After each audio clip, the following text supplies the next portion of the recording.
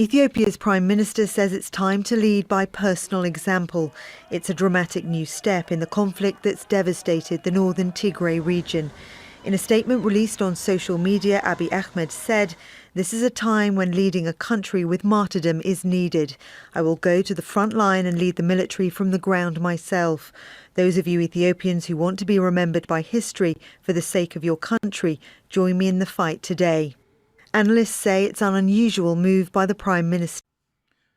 Welcome to the Upriver Crawfish. I'm your host, Sankara. This is an update on the Ethiopian conflict. I'm now going to bring a weekly update on that conflict because the Ethiopia conflict is a strategic conflict for Africa, especially the Horn of Africa. All right. You've seen from the clip that Prime Minister Abiy Ahmed said on, I think it was the 21st, that he would be leading Ethiopian forces from the front. That is not a good idea in my book because he needs to lead the whole country. Let the generals do the fighting. In any case, the Ethiopian forces have has slowed down the TPLF a little bit. So their advance, their lightning fast advance, was halted a little bit. They still managed to seize some territories.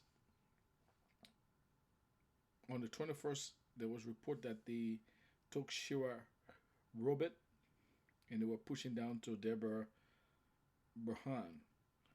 The Ethiopian government forces had got a little victory by seizing Kasagida and Berka areas in the Afar region. But there's report that since Abiy Ahmed made that statement about going to the front, that the Ethiopian National Defense Forces have launched an offensive across the whole of the front. And they will use the live UAmap.com, which is a live map that about conflicts. You will notice that they did not seize Shira Robert.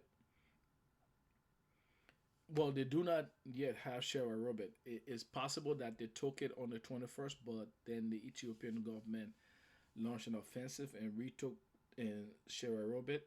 So the Ethiopian government was able to at least secure Debrecen and Debre Berhan area and push them back out of Karakori. Because about a week ago, this area here was seemed to be all under TPLF control. So right now, the Ethiopian government has managed to push them back. As I stated before, one good idea will be for the Ethiopian government to make a push from the east and the west around Desi area to be able to do what we call a military strategy or turning movement. This will then put pressure on TPLF that they have to make a choice. If they stay within the salients, they are going to have to. They will end up being cut out in a cauldron. Or so cauldron, they're surrounded on all sides. Otherwise, the good thing would be for them to do is to push back. So the Ethiopian government can put pressure from here, from the south, put pressure from the west, and put pressure from the east. But this pressure from the south should be heavy. From the east, from the west and the east should be heavy. This way, they're going to have to decide: defend down south and don't get pushed, or back up to try to secure the pincer movements around Desi. That would be an option for the Ethiopian government. Of course, my advice would be for them to bring in their counterparts from Eritrea to put pressure in the north and try to seize Mekelle as well. But as far as the update goes, it seems that the Ethiopian National Defense Forces have slowed the TPLF a little bit. TPLF is a tough force. Yes, that part is true.